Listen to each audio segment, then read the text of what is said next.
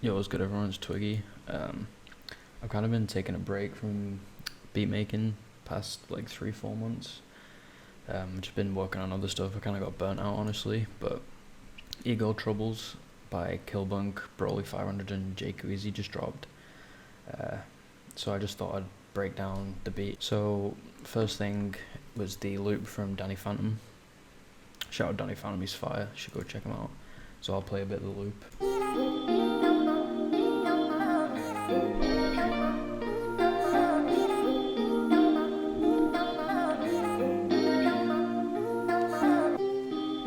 Yeah, so sometimes what I'll do when I'm making a beat, it's not many people really do it like this, but I arrange the melody first and then go and add the drums.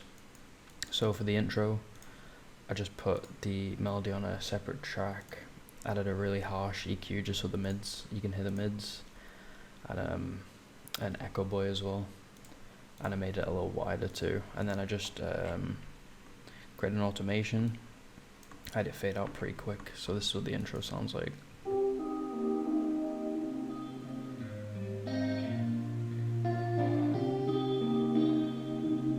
Yeah.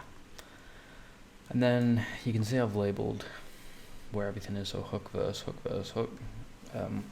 I had to change the original arrangement of this beat because it didn't fit 3 artists, but I was told there's going to be 3 on it, so I kind of changed it up a little bit.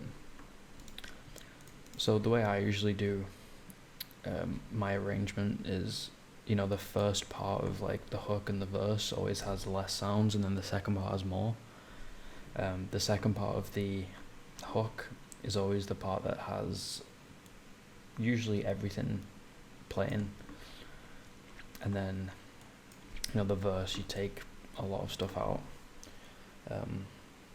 So what I did with this was I just got the guitar here,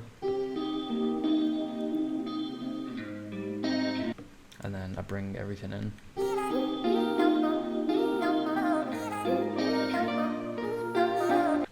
And then at the start of the verse, the only thing I kept in was the vocal chop, which I wouldn't usually do, but I thought it sounded pretty good. And then I bring in the guitar on like the second part of the first part of the verse.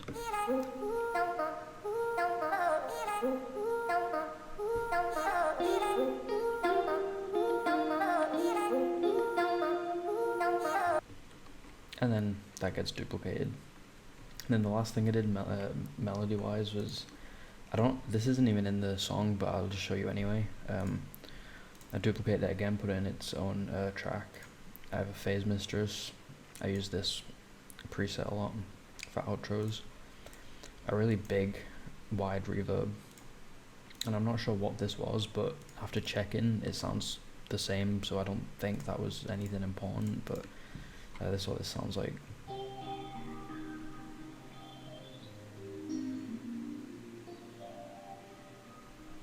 But yeah, that's not even in the song, so it doesn't matter. Okay, so obviously the next thing I did was drums. I usually always start with the hi-hat. This is really simple pattern.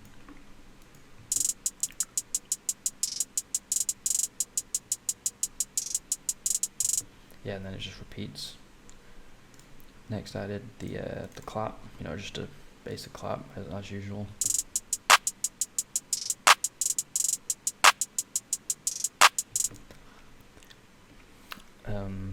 Then I added a perk. I usually do this pattern in most of my beats just because I like the way it sounds.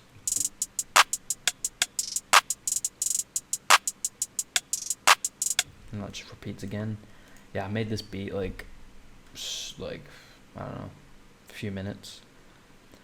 And then next I did an open hat. I did have it on the downbeat originally, but I moved it over, and it only plays on the second part of each section.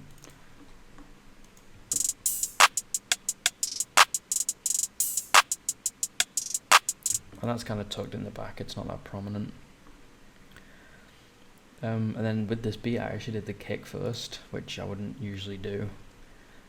I like using kicks still. Some people don't really like them anymore, but I like the way it transitions from each section. and I feel like it gives it more like energy as well going into the next section. So this is the kick pan. I always put my kick on B or A, never C.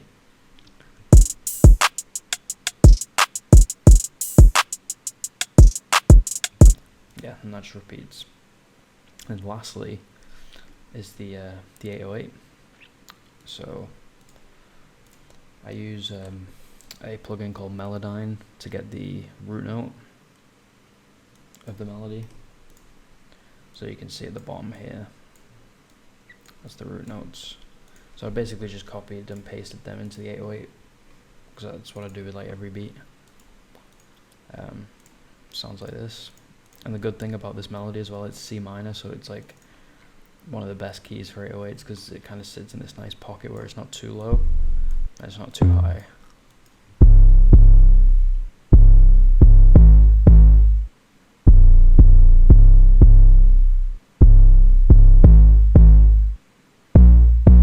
So yeah, all these sounds are just like in every kit that's ever been made. So you've just got the Jayy, the normal clap,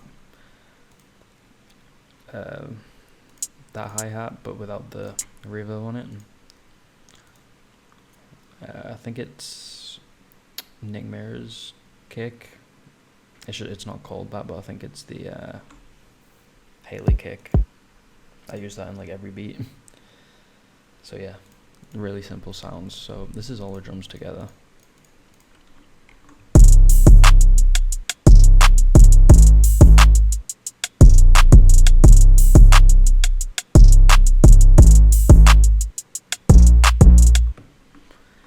That's pretty much the beat. So this is everything with the melody.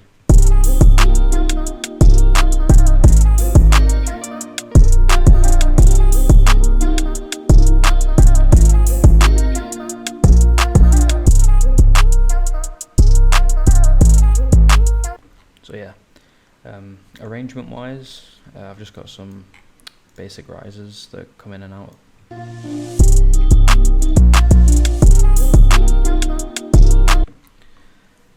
So on the second part of the first verse and the second verse, I have this section, so you have the riser that comes in, so the listener expects there to just be drums again because there was previously, but what you do is you just cut out the drums and then bring the clap in and then everything. It makes it really impactful.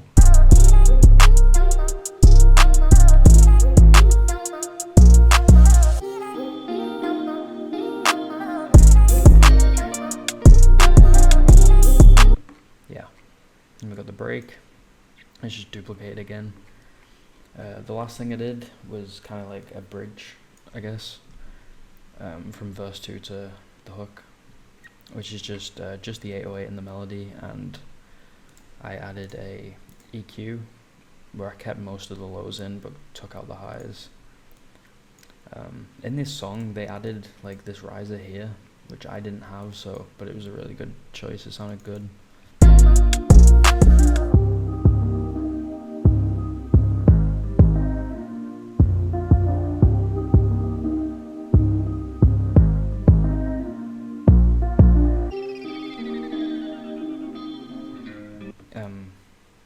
That's not the correct sound. I lost the original one. I don't know what kit it was in. I deleted a bunch recently.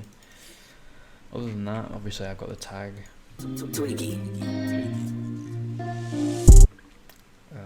That's like the whole beat. There is one more thing in the beat that I didn't do, which I'll play right now. Yeah, so I don't know I like the way it sounds, so but I didn't do that, so you'd have to ask someone else if you wanted to know. But that's the beat. It's really simple. It's just like 7 sounds. It's all you need, honestly. If you're making beats that you want rappers to get on, then it kind of looks like this. Most these rappers lost their fashion, and most these bitches want prescription. I know I can't